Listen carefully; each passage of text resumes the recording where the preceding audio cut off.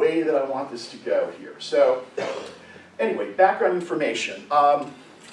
As I'm sure this is no surprise to you, this is going to be good.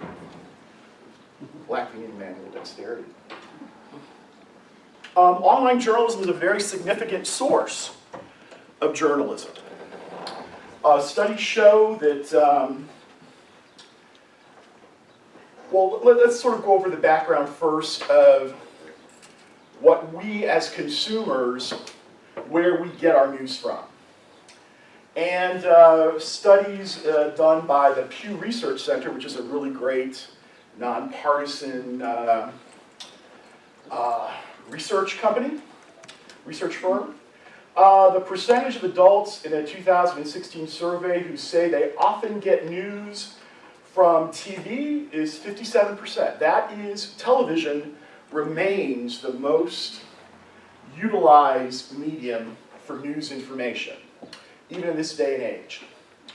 That sort of translates to 46% at the local level, 31% cable, 30% the national nightly news. The survey asked, or gave participants, respondents, the opportunity to name 3 different sources. So digital was next at 38%. People saying that they often get their news from online sources, very significant. Radio 25%, the print newspaper 20%. Just as I'm somebody, maybe it's a rule because I'm a geeky college professor, I'm interested in methodology of surveys and things like that. When they said newspaper, like if you got your news from the website of the newspaper, they put that as digital. So 38% digital, 20% newspaper, 25% radio. A similar study by Pew said that just about 2/3 of folks who were following the recent presidential election got news from online sources, from digital sources. And so certainly in the election, online sources were a very prominent, very pertinent source of information. 48% of those folks got their news from going to online news sites or apps of news organizations, and 44% from social networking sites. So 44% social media, election information from social media. And that sort of gets us into this idea of fake news, or the possibility for fake news. Because some research suggests that social media makes it easier to spread false information. Because part of engaging in social media, I have a very small, I'm on Facebook is all. I don't have Twitter, but this makes kind of sense to me in that part of the process for us in terms of social media is that not only are we evaluating the information we receive, like I say, someone forwards you a story about something, but part of that evaluation of the source has to do with if it's your friend, or someone who you're friends with on Facebook, or someone who follows you on Twitter. That's all kind of mixed up in the evaluation of it. Well, this is coming from Bob. Bob's a smart guy. This must be credible information. So the research has kind of shown that we're not necessarily paying as close attention to the actual source with regard to the media outlet on social media. The idea being that Bob sent me this, or Jane sent me this, as opposed to, this is an article from the New York Times, or this is an article from reallyAwesomeNews.com, or something like that. So, that's arguably kind of helps pave the way. Now, when we think about online journalism in particular, online journalism has only been around for a little bit more than 20 years. News organizations didn't start having much of any kind of online presence until the mid-90s. And like a lot of technologies, right, the advent of the internet has arguably prompted a shift in the role of journalists. You know, we think about, you all are probably pretty familiar with the idea of the term gatekeepers. The journalists acting as gatekeepers. And you know, gatekeeping being a metaphor for journalists, editors, etc., being the primary evaluators of what information gets to pass through the gates and say, make it to a broadcast of some kind, to make it into the newspaper, to make it onto the website. Because there are plenty of newsworthy things that happen every day that we don't hear about, for various and sundry reasons. Maybe there's a lot of other things going on. In this issue of budgetary concerns, lack of advertising for newspapers and things like that. Media are business, right? There's only so much, and advertising pays for content. So some story might not make it in a lean time.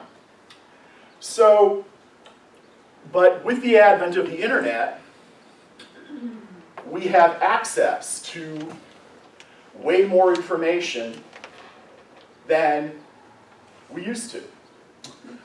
I think some people in this room are probably like me, in that when I was a kid, you know, it was like, oh, there's 4 TV stations, you know, there's a daily newspaper, the news comes on at 6 and 10, and no 24-hour cable news networks, things like that.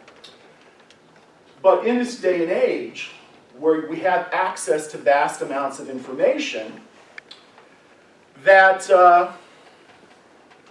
on the one hand, that's really great, in that, you know, I don't know about you guys, but I can get lost. I can just sort of go down an internet hole in terms of looking at, you know, going from one thing to another and this and that. Next thing I know, it's like 2 hours later, and I forget what I was originally searching for. But with that advantage, what does they say, with great talent or something, or something along those lines, comes great responsibility. So given that journalists, and some might say this is a good thing, and in many ways it still is a good thing, that journalists don't have the gatekeeping role, that their role as gatekeepers has shifted, because we have access to all this other kinds of information, more of the responsibility is on us as the consumers. That we need to have the skills, right? We need to have the ability to separate the credible from the ridiculous, the true from the false, to be able to, and it's one thing I talk to my students a lot about, to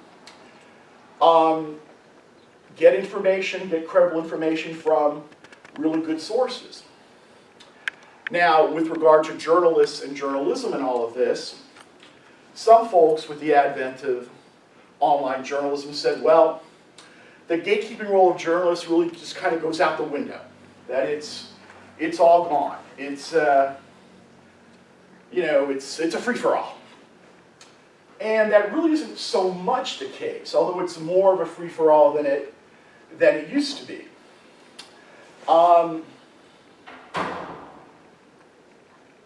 But critics say, also, media analysts say, that in this environment, where we have access to all kinds of information at various and sundry levels, the audience is actually looking for journalists to help them in their decision-making with regard to evaluating sources, evaluating information. One quote that I long held in high esteem says that with the available of news and info from both legitimate and illegitimate sources, this makes the demand for the journalist as referee, watchdog, and interpreter all the greater. So it's a shifting of the role, not necessarily in deciding what we end up seeing or hearing or reading, but helping us make sense of it. Helping us make sense of evaluating the information. So, and that's kind of the environment we're in. And then with the advent of social media, that kind of even adds a few more layers to it. But the internet was really kind of the start of this. Before the internet, publishing fake news was impossible pretty much for three main reasons. The first is distribution and cost. Before the advent of the internet, distributing information cost a lot of money. The second reason has to do with trust, has to do with building an audience. Back in the day, building a large audience took much longer. The relationship between consumers and a news source is got to be built on trust. And that takes time. It is also very costly. There are economic consequences to that.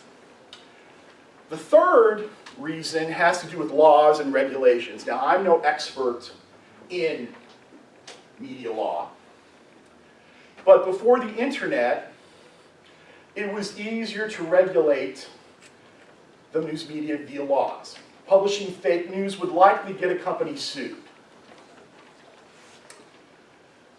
But now, in today's world, with the creation of things like Facebook and Twitter, people can exchange information on a much greater scale.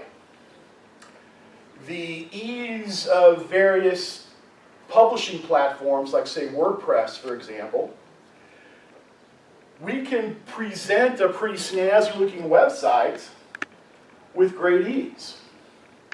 I mean, I think I'm the tester on this. If WordPress is not difficult for me to use, there's nobody that can't do it. So you can create the appearance of something professional and credible. So in essence, what I'm getting is the barriers were gone. The barriers were now gone. Distribution, costs are now basically zero. Trust doesn't matter as much. Reputations are more expendable. And with this tidal wave of information, it's a lot harder to regulate. So, again, kind of this idea of it being kind of an open market, if you will. So, that's kind of the background info that I wanted to do. A little bit more background info. Now, obviously related to all of this, the idea of fake news is how Americans feel about the media in general. But first of all, I want to give you an interesting statistic, and I want to see if you agree with this. Again, a study from about 6 months ago, 84% of Americans, they're at least somewhat confident that they can recognize fake news. You're shaking your head. Do you think it's... What do you think? No, because I've seen what I consider some pretty smart people that have fallen for some pretty dumb things. I don't want to give names or that. Really? Anyone here? No. I agree. Yeah. So, yeah. I agree with that. You get 3 different newspapers talking about one topic, and you get 3 diverse scenarios of the same event, which was right. Mm-hmm. And how can you tell? I mean, where is your discretion area? Mm-hmm. What tools can you use? So in essence, you're saying that you don't believe that 84%, that the 84% who say they're confident they can spot fake news, They can. that's a bunch of baloney. Okay. I agree. Okay. That it's less than that because of that kind of, because one of the things that, as you were just saying, in terms of, well, what do you do? How do you evaluate these perspectives? That's one of the things people get told, right, is to consult a variety of news sources. But then what do you do when after you've consulted that variety of news sources and you're kind of like, well, I don't know. Now, unfortunately, I don't have the answer to that, but in a little while we're going to get at some more, because one of the things too is that, you know, there are, like just yesterday on my Facebook, there was a Facebook guide to spotting, they call it fake news, they call it false news, right?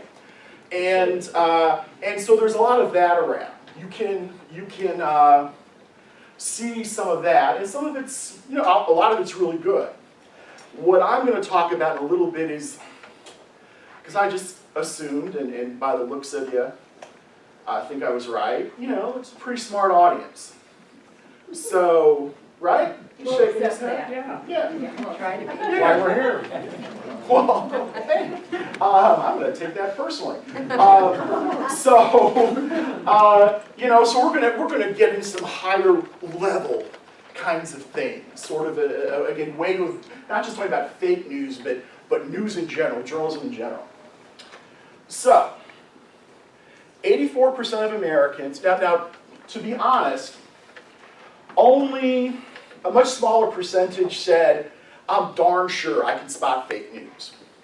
Where most of that came from was people said, I'm fairly confident I can spot fake news. So maybe that 84%, I just sort of wanted to give you the context of that. But in terms of Americans' feelings about the news media in general, one of the things that has happened pretty consistently in the course of the last several decades, pretty much once kind of the glimmer and shine of Watergate wore off, that the public's perception of the media, the public's confidence in the media has dropped. That the public in general doesn't have a really high impression of journalism to begin with. And that is significant in this environment of fake news, of dealing with the concept of fake news. But anyway, a few more statistics. Another Pew study asking a nationwide sample of folks, how much trust do you have in the news media? And they asked about various kinds of news media. Now again, this was an overall percentage of 82% said at least somewhat they at least somewhat trust information from their local news organizations. In other words, kind of the hometown kind of paper, you know, website, whatever. Only 22% a lot, 60% some. National news organizations was a little bit lower, 76%. Again, 18%, only 18% a lot, 59% some. Social media, 34%. Only 4% say a lot of trust in news that they see on social media. 30% said some. So much lower. So you would think, well, if you rate the credibility of social media information not as high, why do we have all this fake news going on? Because even, and again, geeky college professor time here for a second. One of the things, and I don't know if this is the case, but I'm speculating a little bit. One of the things that happens sometimes in survey research is we have this thing called the socially desirable answer. in that, like, say, if you take a survey, I could get a lot more personal, but let's just say someone, a research organization calls you up and says, ma'am, are you going to vote? How do you answer that? How would you answer that? Yes. Yes. Do you always vote? Yes. You do. Okay, she's the one. But we know that's the socially desirable answer, right? Have you ever stolen anything in your life? No. Never. Never. Have you ever cheated on a spouse? You know, those kinds of questions. So I think at least people know with regard to social media, you're probably not supposed to say, yeah, man, that's where all the happening stuff is in terms of my news media. That's why I'm so well informed. But we still use it a lot. 62%, nearly 2/3 of the citizenry says they at least get some news from social media. Most often Facebook. Sometimes it's like you can't help it.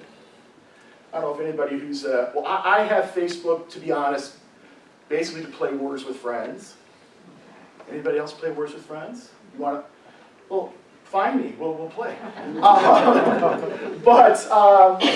So kind of by accident, I always, you know, you see the news on Facebook. Like I also tell my students, you know, I have never watched an episode of the Kardashians in my life, but I know way more about them than I would ever want to. You know, because, you know, boy, isn't that Kendall? Oh, how about Kim? You know, but I really have never watched an episode. So, and 18% of the citizens say they get their news often from social media. So that kind of sets up this sort of, we're going to delve now into fake news. And I have a question for you, because there's a method to my madness here. So we'll get to the heart of the matter. What is fake news? What is your definition of fake news? Anybody? Could be an absolute false fact. An absolute false fact. Okay. Fake news could also be not talking about a story that's ought to be important to everybody. It's not necessarily fake news, but it's noise news maybe, and not fake, but it's kind of a tangent off of fake news, Okay. but not letting people in on what's going on. I think I have an example of that. I was watching a clip from CNN, and it was Don Lemon, I don't know if you're familiar with that, journalist in that program, and he was talking to a panel of folks about apparently it's much more costly for the Secret Service and much more costly to us as taxpayers to for Secret Service protection of the president and his family. And, you know, and 3 of the people on the panel were saying, yes, I think this is, you know, of concern. So we get to the 4th person. This is fake news. This is fake news. And man, Don Lemon was, can I say pissed on streaming? He was mad. It's like, fake news is what your first definition was. But what this guy meant, still pissed Don Lemon off, but this guy meant kind of a non-issue. That, kind of like what you're saying, sir, that there are other things we should be looking at, covering, that rate a lot better, more attention than this, what he perceived as a non-issue. So I think that's kind of maybe, am I right? Okay. What else? What else is fake news? Yeah. So this is kind of a really long explanation. That's all right, we got time. Joshua Johnson from A1, I'm sure you're familiar. Yes, yes. He actually said that he doesn't really feel that there is anything as fake news. There should be no such thing. Mm-hmm. Because he kind of explained it as, in my opinion, there shouldn't be an us versus them, like the media versus the people. It's kind of a combination of irresponsible journalism and irresponsible readers. Mm-hmm. So And I kind of feel like Facebook plays into both of those vulnerabilities because there's an algorithm that, you know, if you like Fox News, something else is gonna pop up, like maybe Breitbart is gonna pop up as something else that you should like. That they So you're- perceive as connected Yeah. to Fox News, Yeah, right? If so you like you're- Fox News, you're gonna like Yeah, townhall.com, or, yeah. so you're kind of stuck in this little bubble of your confirmation bias, things that you're reading to make you feel comfortable with what you already think you know. Yeah, kind of a term that's getting talked about a lot, of digital echo chamber, Yeah. right? And that's kind of what you're talking If about. there's a fact, there's a fact. If it's a number, if it happened, if it took place, it's a fact. You can't change that. But anymore journalists are writing with an intent to make it fit into their, you know, whatever. So the idea of like sort of slanting info. So sir, then we'll go back to you. RT. RT. RT, period. Russia Today. Oh, okay. In other words, them manipulating election, things like that. Yeah. Yes, sir. She mentioned that she sees a story and then there's a totally conflicting point of view in another story and then, that, in my opinion, isn't fake news. That's kind of like a whole sphere, and hopefully we're graduating high school and maybe college with enough intellect that we can figure out what is the fake news from all the various flavors that is being presented to you. So I was also going to add that I have a television setup where I can watch 3 TV stations at the same time. And you'll be surprised how they must all get the stories of the half hour from AP or Reuters, because if you flip channels you're going to see the same stories is being highlighted by all 3 networks. And I'm talking about broadcast, not Right. cable, which cable can be a flavor to get you to buy their channel instead of over-the-air broadcast, kind of like. So I said enough on that. Well, we're going to talk a little bit more about that later, but you're in that studies have shown, right, that there is a lot of similarity between how what stories get covered, how they get covered even. They A want lot to of play times to the as well. mass market. too. Yeah, and there's some other stuff too. Again, I don't want to give away but that's a big issue. You had your hand up. I guess I was gonna say, you could make the argument like something like the Star Reporter or the Star News, like a 30-year-old gives birth to an alien. Clearly, that's fake, okay? So you could Are make you that sure? I guess I can't prove that I'm sure, but I'm pretty positive. Right. So yeah, there are levels of things that. Anybody else want to? Yes, sir. Yeah, I think with some fake news, it's We're gonna get you both perpetuating ends. absolute false Mhm. facts, like they just made them up on the spot. But I think, like, you know, with what she was saying, she's dealing with like perspective of the truth. Right.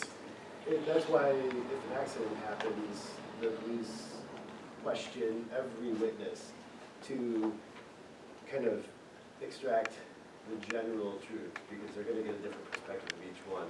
But like with fake news, I think there's also like where you get into where journalists will speculate, and the speculation is based on facts. So like a credible journalist, his speculation or her speculation might be more on point.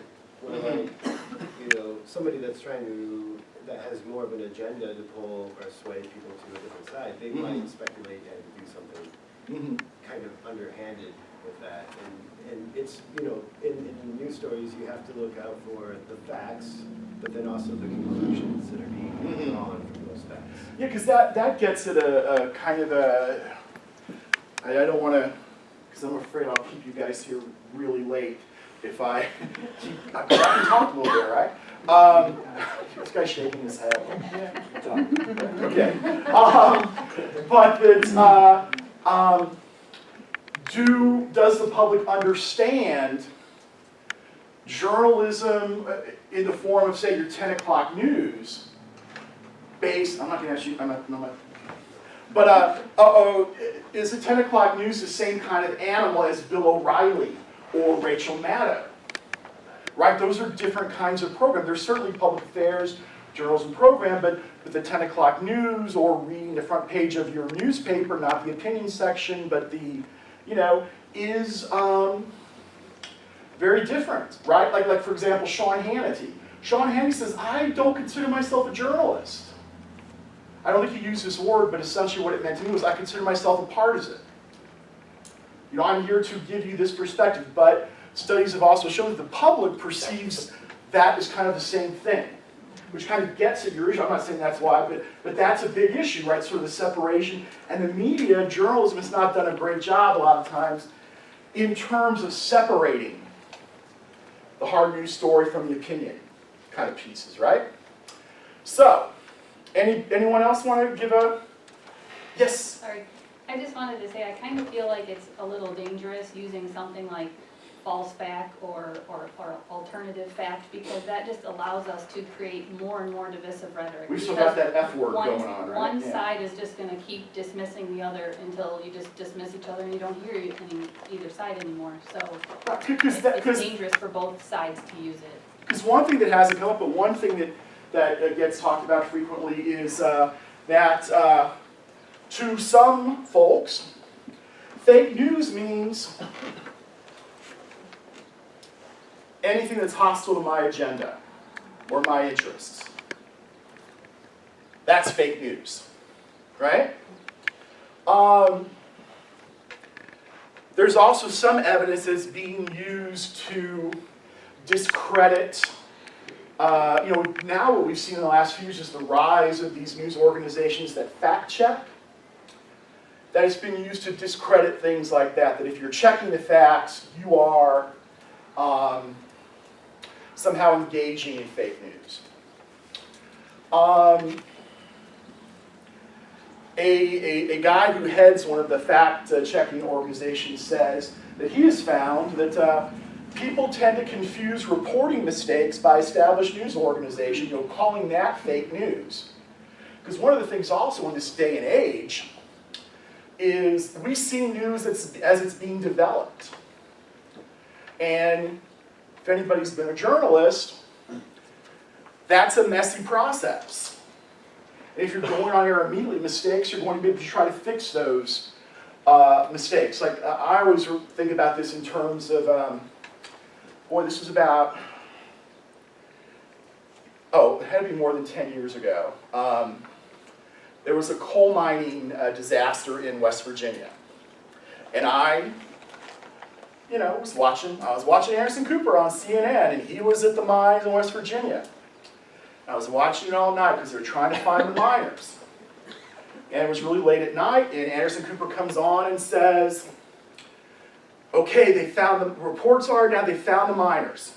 They found all but one of them. And I'm like, awesome, I can go to bed now. And then just as I'm getting ready to go to bed, no. Only one of them has made it. It was just the opposite. That some people say that's an example of fake news. Right? Well, along that line, I mentioned to a local news personality that when the newspaper talks in their little boardroom with maybe everybody in the newspaper office, what we should cover today, and don't stay off that angle, that's too touchy. Well, us in the web world, blogosphere, our conference room is the blogosphere.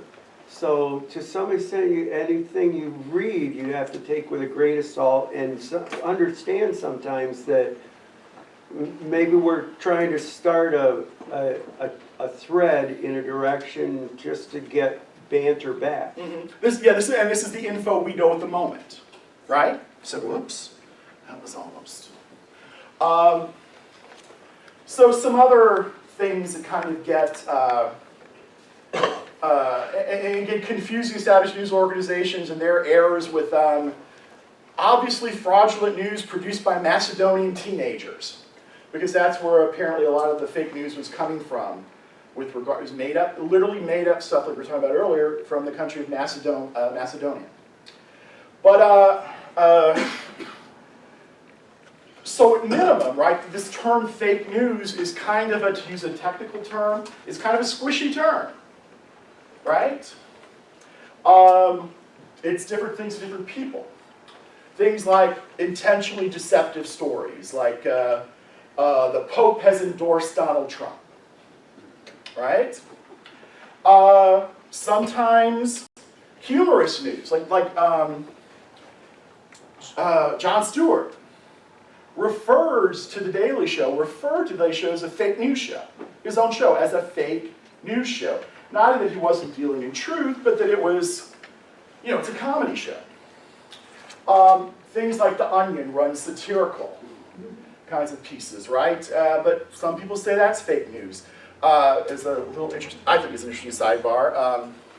Very good friend of mine who's also a professor, he's from Hong Kong, and one of the things that he said when he first came to the States, he thought The Onion was real, for real, and he was like, oh, there's some weird stuff going on. I have to rethink my decision to come here. Also, I was talking to some of my students about this, saying I'm going to come here to talk to you guys about fake news, and a couple of them were saying, well, so now it's almost become kind of a joke term. Like if someone says something bad about fake news, that's fake news. No, I did not do that. You know, just even as to discredit the other person, right? We also have some examples of large-scale hoaxes, like there was a story not too long ago that the founder of Corona Beer made everyone in his village in Mexico a millionaire in his will. Yeah, just sort of things like that. You're getting at some of the things like slanted reporting of facts, you know, emphasizing, so not anything necessarily untrue, but emphasizing certain things and not others. And then also we've got these kinds of stories where, which kind of I think gets at what you were initially talking about, maybe where what the truth is pretty contentious. And that there are maybe differing perspectives. So my question is, does that all sound like the same thing?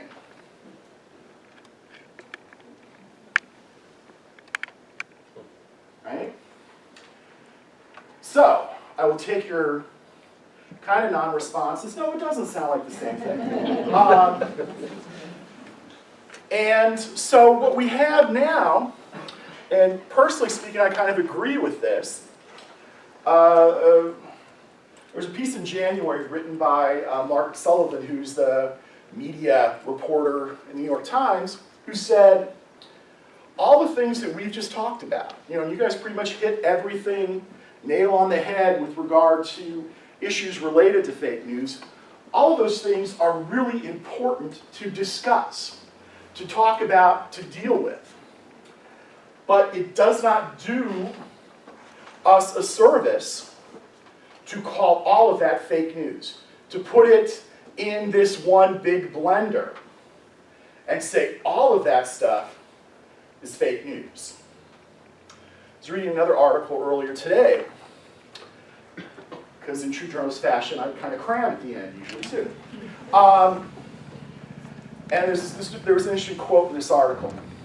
All the varied meanings of fake news have made the term meaningless.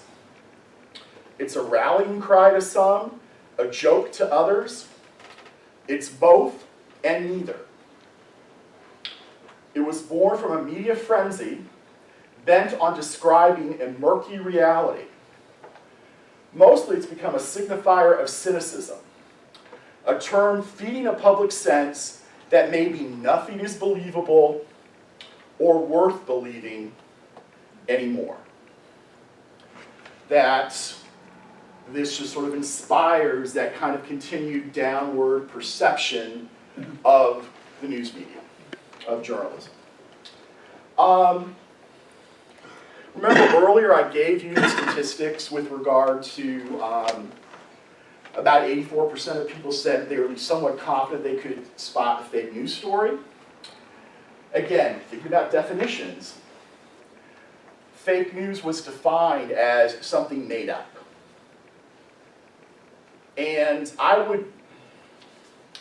you know,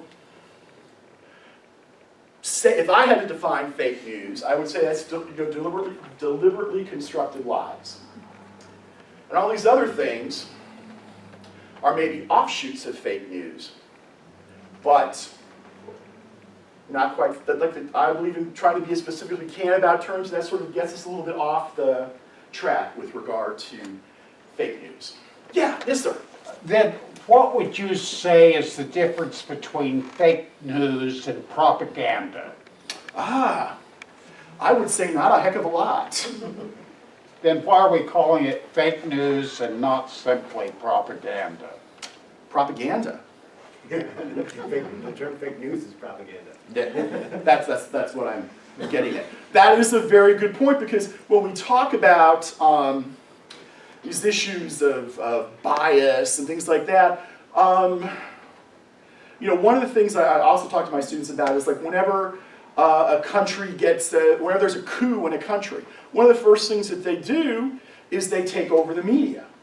One of the first moves they make, because of the important role the media plays, right? To where we can have propaganda. You know, we can promote the a particular side of things. So, I don't, personally speaking, don't see any difference, or don't see much of a difference at all. Propaganda sounds a lot gnarlier, doesn't it? I mean, it sounds a lot, and maybe that's why the term hasn't been brought up as much, but ultimately I think there's some folks who would say if we go by that, or at least that, even if you believe in multiple definitions of fake news, that aspect of fake news amounts to that, right? Well, the definition of where media gets all its money is propaganda. The reason they exist is to spin people to go buy something, and that's propaganda, generally speaking. It's a sales pitch, is propaganda. Well, you know, one of the things that has happened, right, is that we made the decision at a crucial point in our history, and a book I use for one of my classes talks about us and Great Britain. And that, you know, we as a country made the decision to have our media system be a business, to be a commercial one. In part, whether that remains, you know, I guess it depends on your level of cynicism, but in part, the motivation for that was we don't want to have any government control of it. You know, it should exist independent of government. Arguably, what has happened is, well, maybe you're independent government, but you're not independent of advertisers, right? Whereas Great Britain, as journalism was a public service. And that gets into big issues of quality of journalism too, because, you know, what do you do as a journalism organization when you're trying to keep your paper afloat, when you're trying to, you know, have people click onto your website, when you're wanting to get an audience. And you see that the most clicked on story, I had one class say, you bring these people up every class. I'm going to say the Kardashians again. But what if the most popular story is about the Kardashians? What if your audience says you want all Kardashians all the time? And then maybe some puppies and cats. You know? What do? Because you got to stay in business. But then if you think about journalism as it was intended in this country, by the founders of our country as, you know, the fourth estate, watchdog, giving us the information, ideally giving us the information we need to make effective decisions in a democracy, because the media are where we get the bulk of our information about things that occur outside of our immediate environments, right? Like, I'm sure we all have an opinion about any issue. Let's just say immigration. I'm not going to talk about immigration per se, but we all have an issue. Well, no, immigration, for my little point I want to make, that's not a good topic. Big old bomb was set off in Afghanistan today, right? We bombed Afghanistan. This just happened today. Maybe we have an opinion, maybe we don't, but let's say we have an opinion. But Is your opinion based on something you saw?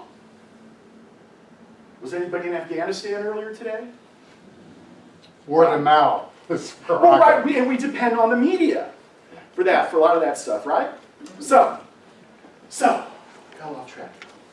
But the idea that, my thesis here basically is that fake news, according to some, and I would kind of put myself in that group, has almost become a meaningless term. Because we either talk about a bunch of different kinds of fake news, or what's fake news to me is not fake news to you, et cetera, and so forth. So, at minimum, it's complicated. And like I said, you can find lots of guides to how to spot fake news, specifically about how to spot fake news.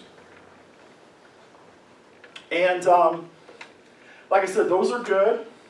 I kind of want to go in a slightly different direction. Because what I'm talking about certainly relates to fake news, but it also relates to all of those offshoots of fake news and all of those, well, maybe this isn't quite fake news, but it's something along those lines. And I think this will help you if and, well, not if, but when, because obviously you guys are interested in news and journalism, when you're looking to sort of think about these things. And one of, a very important thing that some researchers say arguably gets overlooked is examining, which we've already kind of done on a, based on your excellent statements, but we don't spend enough time looking at what influences content. A lot of research in the media, on the media, looks at the effects of the media, right? Looks at, okay, statistically, by the time a kid's 18 years old, he's watched, 800 gazillion hours of TV and seeing, 2 million murders, or, don't quote me on that, but, those kinds of things. The impact of violence. Also, there's a lot of research that looks at how we use the media, what we use the media for. That's usually referred to as uses and gratifications research. But not a lot of attention, although some, is given to what influences content. In other words, what happens before something gets written, before it gets broadcast, before you see it, before you read it, before you hear it. What are those kinds of things? And there are all kinds of things that influence content. They occur according to something called, you might want to Google it, it's called the hierarchical model of influences by a couple of researchers, Pam Shoemaker and Stephen Reese, R-E-E-S-E. That influences on content occur at 5 different levels.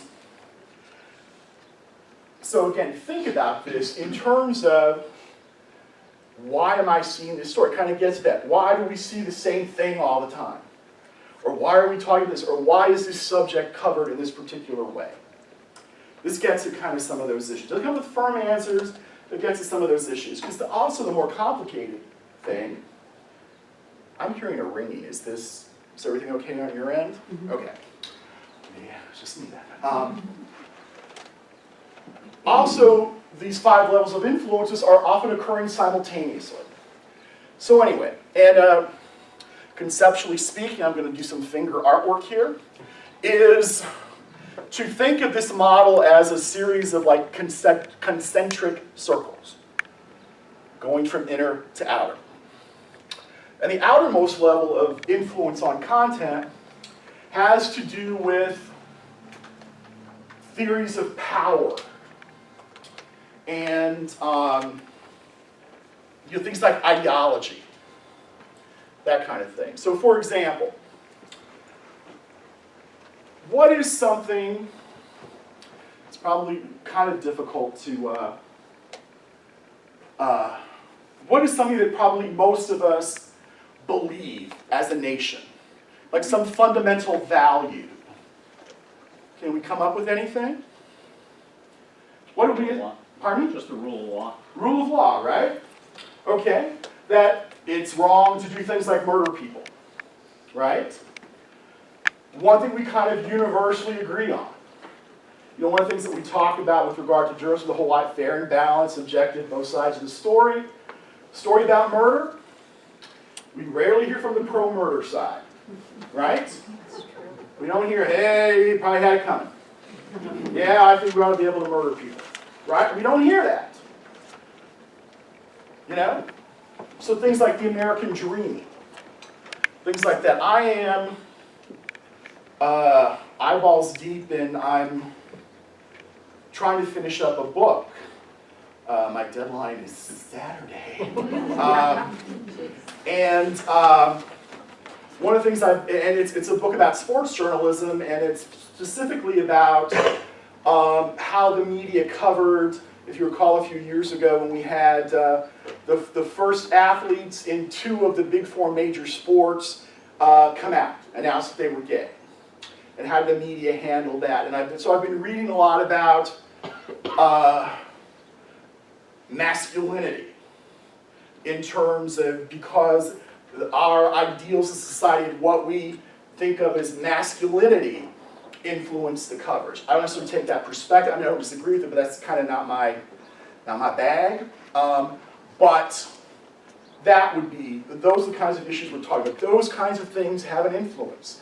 Like, say, capitalism. Right? Again, think about stories about the economy. When's the latest story you read? Or said, you know, socialism might be something to it. Right? I mean, they called the previous president a socialist. That was basically designed to be like about the worst thing you could call, so other than not be born in the country. That's a whole other issue. But you're the S word. You're a socialist. So those kinds of things, you know, long-held beliefs, things that most everybody in our society believes, you know, the American dream. You know, we love a story, right, for someone who's raised themselves up by their bootstraps to succeed. We also love it when someone was on top. Arguably, we want them to see them fall, but when they fall, but we're also excited when they come back up. Those kinds of things influence the content. Moving in one step has to do with the institutions in our society.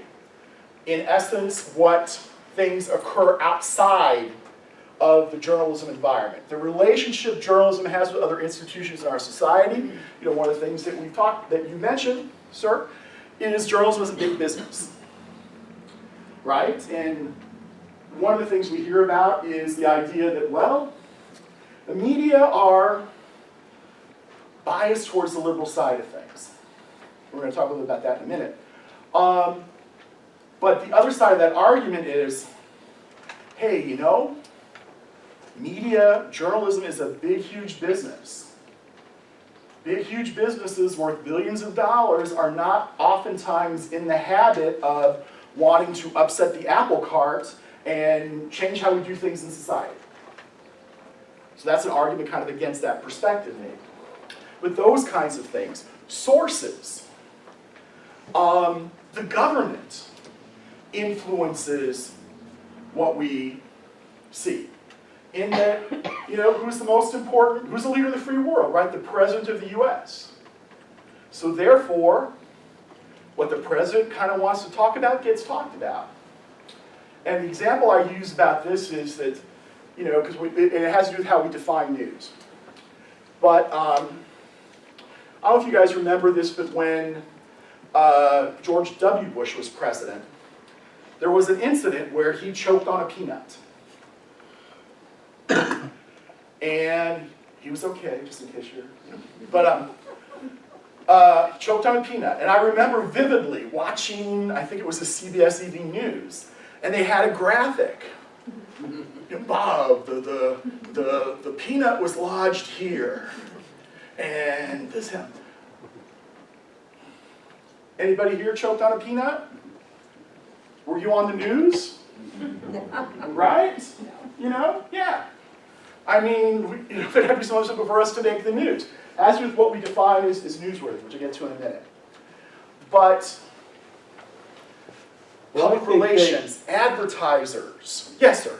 I think they put stuff like that out there just to see it reverberate around the globe so they can count how many hits they get, because it rewards them when it comes to Nielsen ratings. Well, we don't have Nielsen ratings anymore because they can read everything that's happening on the web I in clicked real on time. that peanut story.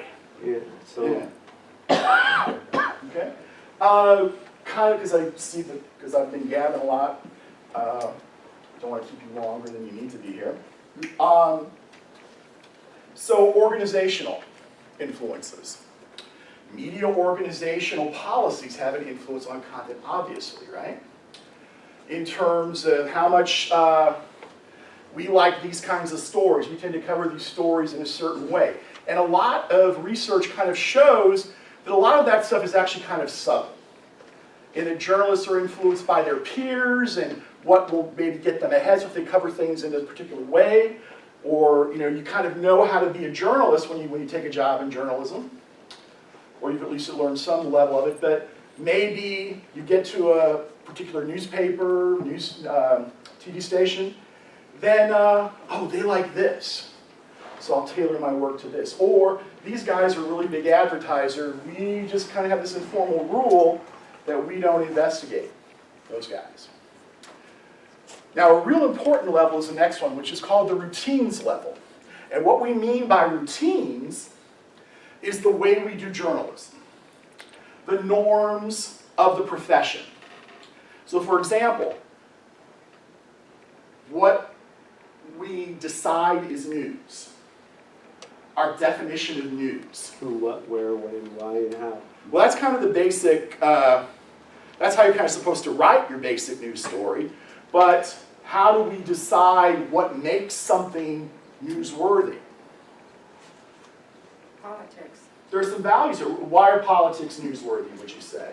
Well, I think politics affect the news, because if you have a Indeed, big they do, name does not want something known, you don't hear it. Mm-hmm. Or they'll wipe part of that fact out. That certainly has happened more than a time or two. Certainly, again, government politics influences content. Yes, indeed. But how we define something as newsworthy is we often define politics as newsworthy because arguably that has an impact on us, right? I think something's newsworthy if you think an audience will appreciate it. Well, that gets into it too, like when we talk about it at that institutional level, the audience has an influence, right? Because, Like, if I was choking on a peanut, there's not a very large audience right. that would appreciate that story, but the president that chokes on a peanut, suddenly there's an audience for that. Right. So then it becomes newsworthy. Right, So, because it's the president. Prominence. Prominence is a well-known news value in terms of what the important people do is newsworthy, right? One of the things I hear oftentimes people is, why is there no good news? Why do I hear about good news? Doesn't pay? Well, yeah, probably doesn't. I mean, like I said, I like a good puppy video myself.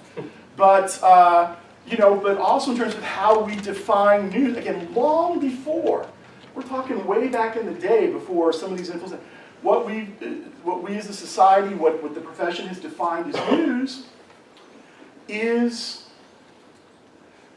not geared in that direction, right? Conflict, murder, those politics, those kinds of things. So those kinds of subjects are more likely to get covered, which in part leads to influence at the organizational level and the routines level in terms of why we see a lot of the same kind of thing. Because most mainstream news organizations have a pretty similar definition, sort of a societal definition of what makes something newsworthy. Yeah? What about ownership, like Source? Sure. Now, traditionally, and that would be the organizational level, traditionally, a lot of news organizations had They referred to it as, separating church and state. That's less and less the case now, but still we've got some of that going on. But certainly ownership has an impact too, right? Like him or hate him, Rupert Murdoch comes to mind as the example of, say, an owner who probably exerts more influence than, say, other owners. So that has an impact too. You mentioned who, what, when, where, why, and how. How we write journalism stories, that impacts content, right? If you're organizing the stories in a certain way, certain kinds of information is going to be privileged. There's a long line of research that documents that the voices we hear in the news tend to be official voices.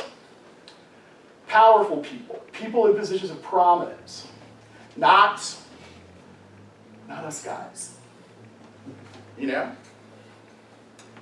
So that has an impact. And then finally, and I have to sit down for this one, the individual characteristics of journalists. Is that okay? It's going to look really stupid on the screen, but yeah.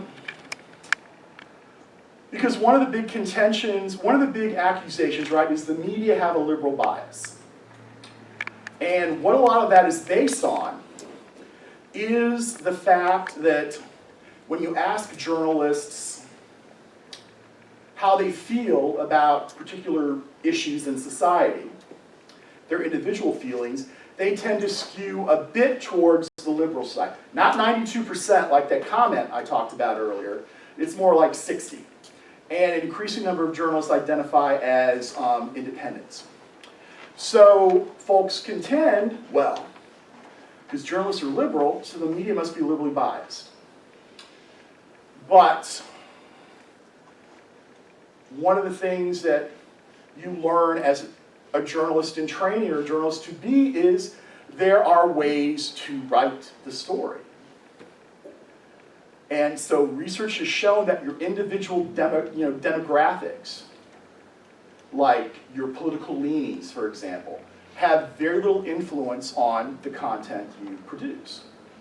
There's kind of a famous in journalism circles story from the 80s. There was a reporter at the Wall Street Journal, and he said, he apparently was found out, and again, Wall Street Journal, right, even more so than now, all about Wall Street, business, finance, economics, right?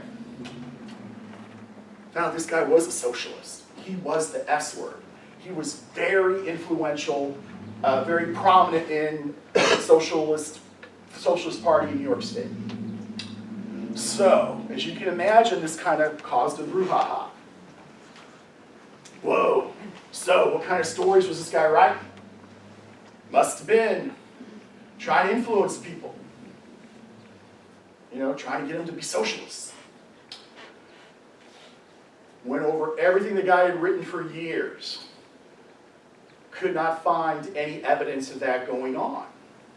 And that might seem surprising, but again, it's not surprising in that there are things you're supposed to use in a journal. Like when I teach a reporting class, you know, I talk to my students, you're supposed to organize your stories this way. You're supposed to talk to these kinds of people. You're supposed to try and get the pertinent sides of the story, right? You organize it, one of the most common way a hard news story is organized, at least with regard to print and online, is something called the inverted pyramid. Have you heard of that? Where you start with the most important information and end with the least. With the idea being that even if you just kind of skim a story, you're going to get the most important points. I tell my students that writing journalistically is a little bit different because, you know, when your moms read your bedtime story, you know, it was once upon a time, and then it ended with they lived happily ever after. Journalism starts just the opposite. They live happily ever after. Here's how it happened. Because the bottom line is they live happily ever after. Or I tell my students, well, when you're telling somebody a story about you got an A on a physics test, let's say. Something I have never done. You know, you don't start with, well, hey, you know, I saw we had a test in 3 weeks. I got some note cards, started studying, I quit, you know, I had a study group, and then I got an A. You say, I got an A. again, that has an impact, right? So the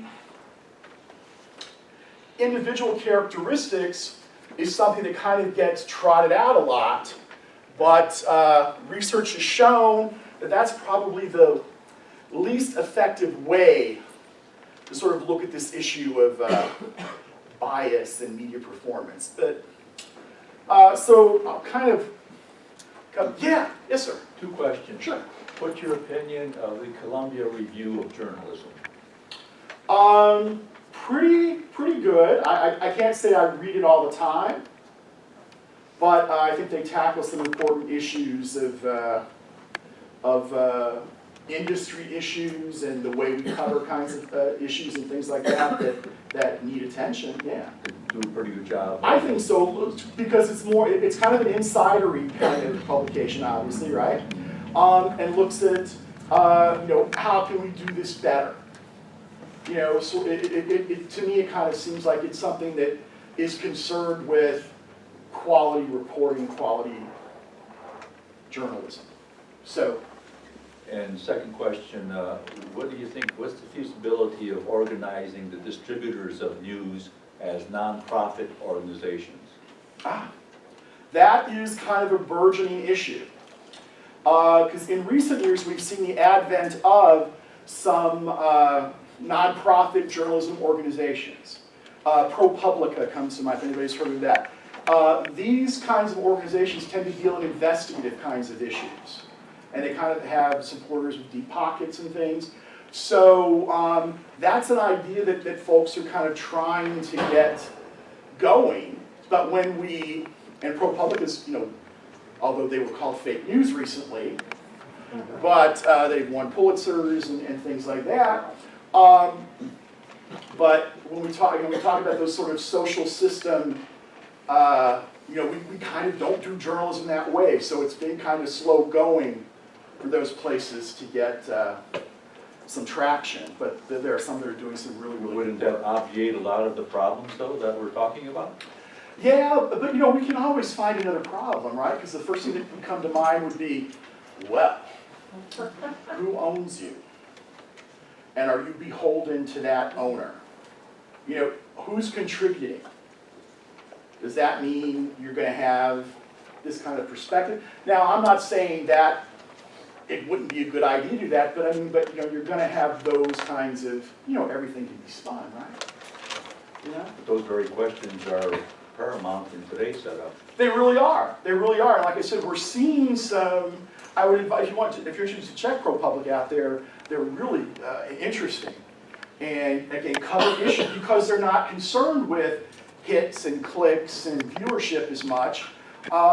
They can also take time to work on a story for like years, and see depth and really just kind of really excellent kinds of things. I have a Reuters raw feed that I can see, and so that's what all the newspapers and magazines see, those stories created by them. The wire services, For yes.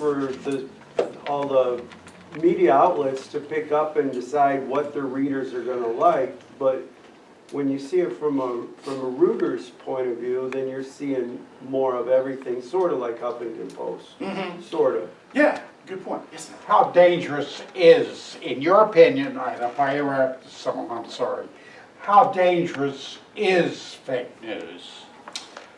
Can I ask my Sure. question before you answer that? Sure. Because I find this all very frustrating, and what I was kind of waiting for you to get to is, The magic solution? no, the magic solution. The problem is the definition of journalism versus entertainment news. That is the division. And I don't think there's a journalist out there who does not take his job seriously and is reporting, if it is a factual story, reporting the facts. If there is exactly how, when, where, how, whatever it goes. If you're reading the Chicago Tribune and they're talking about something that's happening on the South Side, there's no bias in that. This is pretty much what happened and going through police reports and all of that. But when you have to conform to ratings and to clicks and to everything else, and we have such a short attention span as a country, if you read newspaper articles, which I know you have from the 30s, the 40s, the 50s, if you look at the quality of the language, the quality of the reporting and everything else, as to what we have now, we're all about entertainment, and people won't stay on it unless you have a headline that says, you know, Watch so-and-so tell us yeah, such and such. yeah, exactly. So it's all about the entertainment value. So as we discuss this concept of fake news, Mhm. the question is, are people buying it because they find it entertaining? And if you've been hit with it 5,000 times, does that give it a validity? Versus journalism, which actually does still have integrity in this country, but it's overwhelmed by the fact that journalism is not fun, it's not entertaining. It's actually a description of facts. Right, again, when we think about it in terms of what we have defined in this country, and you sort of are getting that slightly directly, but still in a very good way, right? That how we define news has shifted. I always remember when I was in college, I was senior in college, I was interning at a TV station, and Entertainment Tonight had just started. And everybody was saying, this is never gonna last. Entertainment news? What are you talking about? You know? But over in the 30 some odd years, yes, in terms of what we consider to be newsworthy.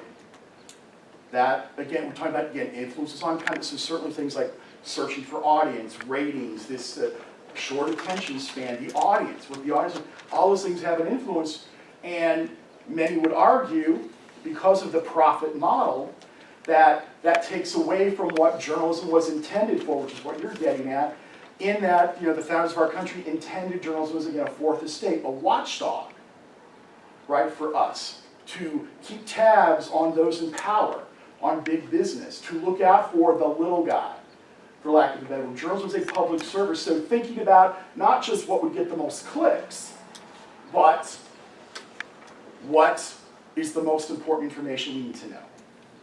So, which gets then to the question about the danger of the saturation of entertainment news as a quote-unquote journalistic source, which it is not. Yeah, I think it makes it more, how can I say this, dangerous, in that because of the environment we live in, which is kind of what you get, the news environment we live in, that arguably has paved the way for fake news or people thinking something's fake news to have some traction.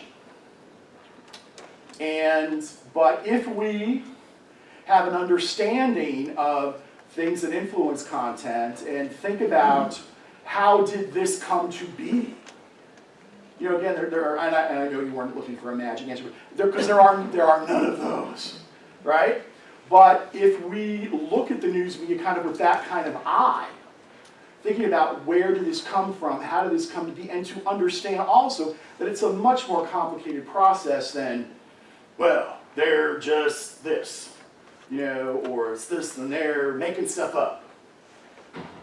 There's some stuff that's made up, right? But it's much more complicated than that. Maybe that's a good, I've kept you guys here a long time, maybe that's a good place to end, but yeah, questions? Yes? More comment.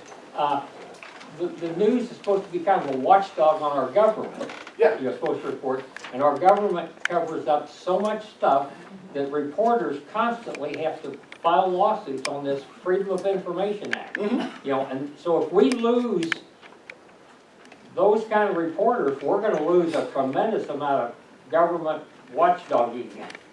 Yeah, I mean, and many say we have, you know, because like my students even talk about how, boy, the university's not been forthcoming in trying to just get me some basic information about things, you know, because there's some issues going on at NIU, don't know if you, but anyway.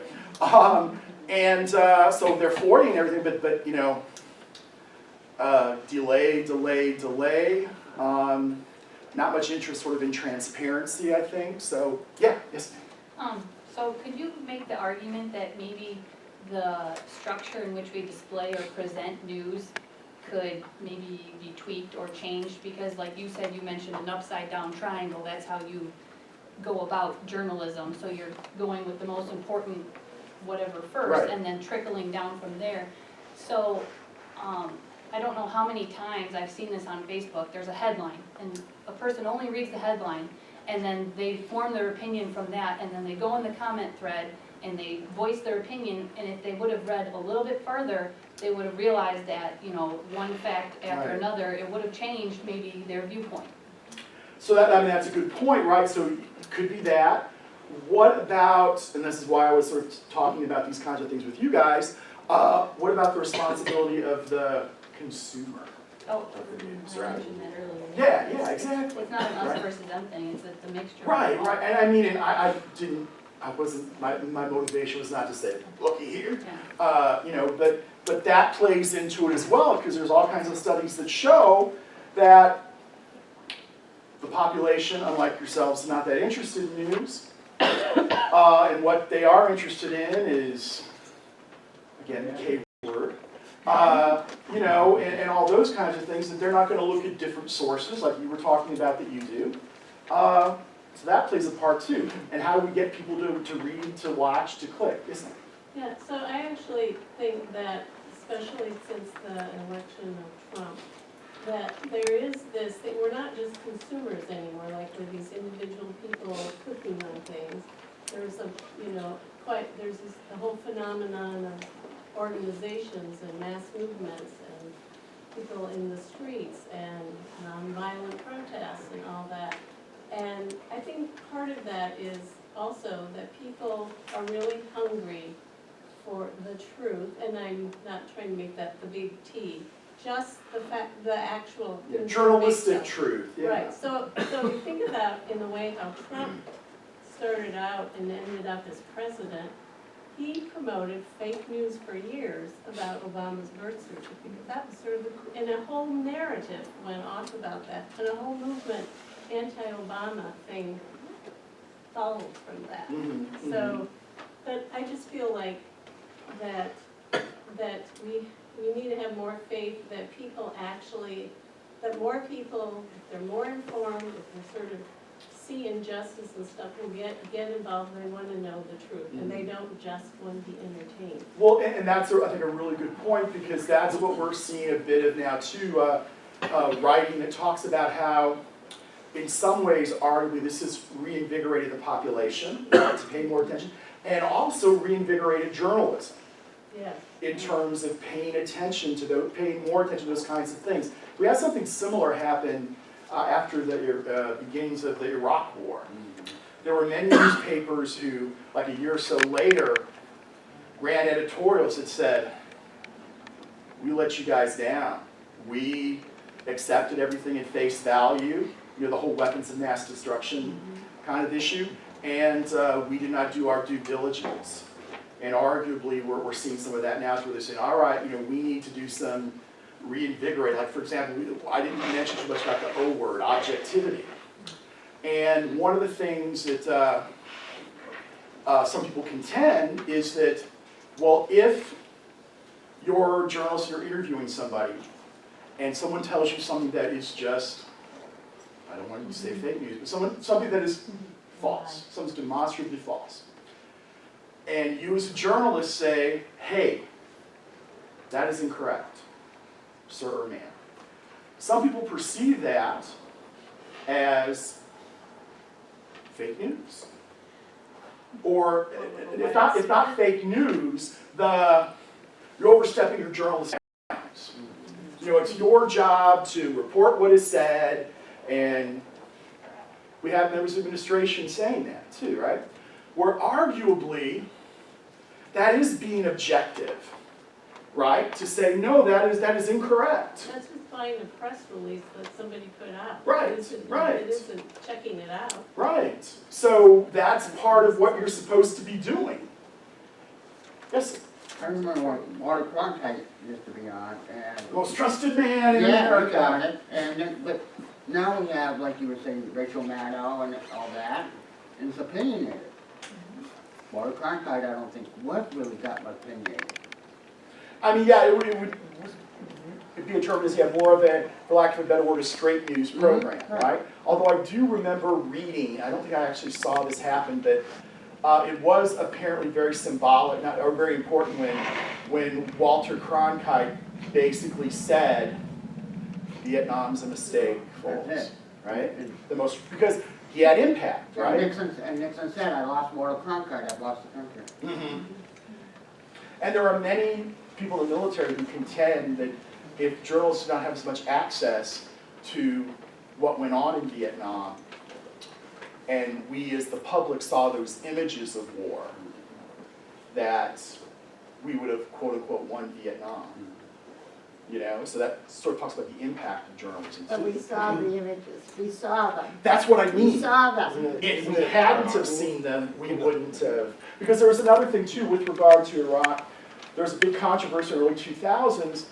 President Bush did not want the news media to photograph, because this is a very striking and, you know, just of the coffins draped with the American flag in the airplane hangars, filled from one end to the other, because that would have an impact. No, what do you mean we didn't win Vietnam? China is now capitalist. What was Vietnam all about? Oh, yeah. To get China to be capitalist.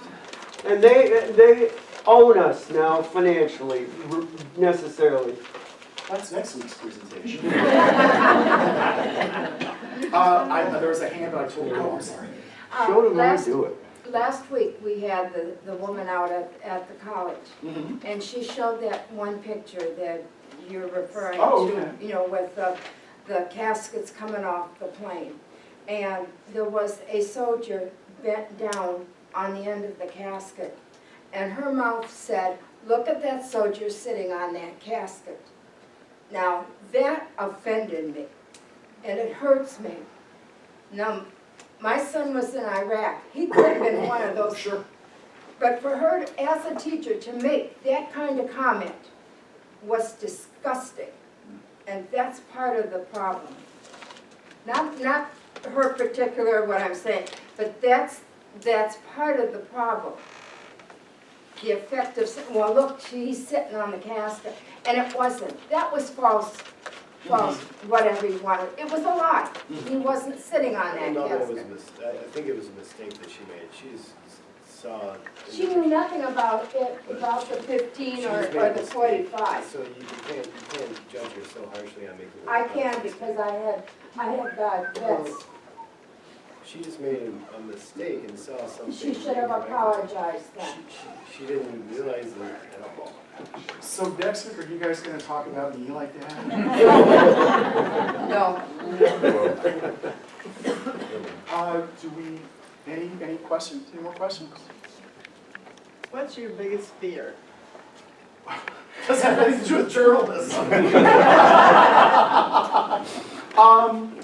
But that's a really good question. I deflect with humor, alleged humor. In terms of journalism and this that we live in, well, I hopefully am training journalists of the future, right? And one of the things that is a little bit concerning, well, I shouldn't say a little concerning, it's deeply concerning sometimes, is that students who are majoring in journalism, who say they want to be journalists,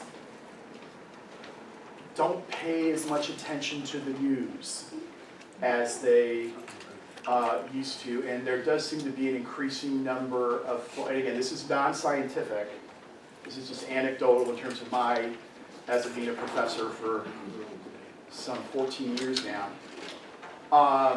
that they're like, well, I want to be an anchor, as opposed to, I want to be a journalist, I want to find information, I want to tell stories that will help people, that will have an impact. I think we need to see more of that, because these are the people that are ostensibly wanting to be journalists. Now I have some wonderful students, I have some students that have and are going to do really, really good work.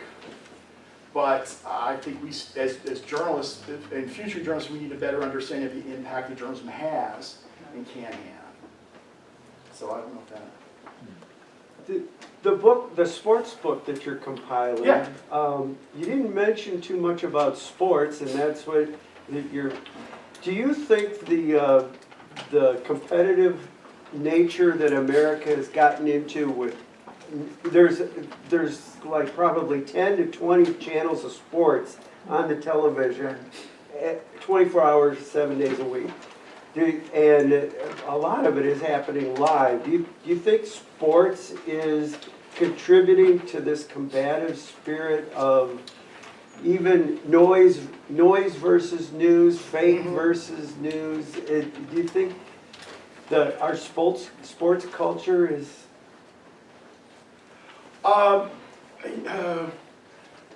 More, I think that's part of it, but one of the things, all these things that we've talked about tonight, the literature, as we academics called it, with regard to sports journalism, is even more stark. One of the big contentions about sports journalism, I was interviewing somebody for the book just a few weeks ago, and he, again, a pretty prominent sports journalist, said, most sports reporters are just fans looking for an audience. That sports does not do enough of, because sports is directly connected with society, right? In terms of, and we can talk about issues in society with regard to sports, right? Again, I'm writing about the two athletes and how they were covered with regard to announcing they were gay. And one of the things that was so part of the coverage was their distraction. Gay man in the locker room, that's a problem. And actually one article, a guy in the New York Times named Frank Bruni wrote, okay, so these are like big, strong, tough guys, who are banging against each other, warriors, gladiators, and they're scared of having a gay guy in the locker room? And he goes, I got news for you. I'm in the locker room with gay guys a bunch of times, But the way that the lack of attention to those kinds of more, to go beyond the game in sports, which that kind of gets a little bit what you're saying, isn't it? I think there is a big disconnect between physical education teachers and professional sport. I mean, I think our PE teachers are not living up to their call. How so? Do tell. Are you serious? Oh, I literally don't know. That's why I'm asking. That's all. I'm not contesting it. Well, I mean, if you teach kids what sport is all about, and we don't allow all these people to get big money in it, that spoils it. Oh, that it stems from the values that are espoused when kids are young in regard to the teaching of physical education and going to gym class and things like that. Because sport can be wonderful, absolutely wonderful. So is dance. And that's a sport. Yes. Yes. Being we're on sports, I've heard years and years, decades ago, that there's this big push on sports, and you mentioned entertainment tonight. Everybody can talk about sports and who's doing what in Hollywood and all that kind of stuff, to take people's mind off of the government and what's really going on in society. That they're promoting sports and entertainment versus watching our government. Well, and we like sports, right? So, yeah. And we like dance. We like dance. I don't want to get that in. So, yeah. Another distraction. Go White Sox. Go White Sox. Okay. Well, on that note, thank you guys. Really appreciate this. This was a lot of fun. Thank you. Thanks for coming.